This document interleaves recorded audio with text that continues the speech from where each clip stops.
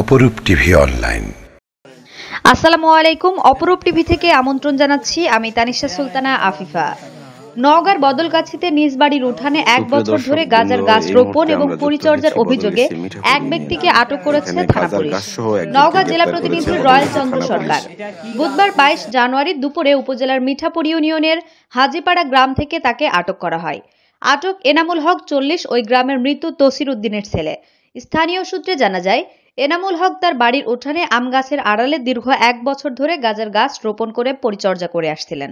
তবে স্থানীয় বাসিন্দারা দীর্ঘদিন ধরে ওই বাড়িতে যাতায়াত করলেও গাছটি গাঁজার গাছ তা তারা জানতেন না।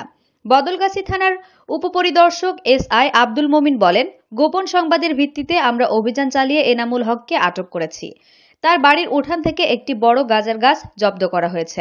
এ ঘটনায় তার বিরুদ্ধে মাদকদ্রব্য নিয়ন্ত্রণ আইনে মামলা দায়ের করা হবে।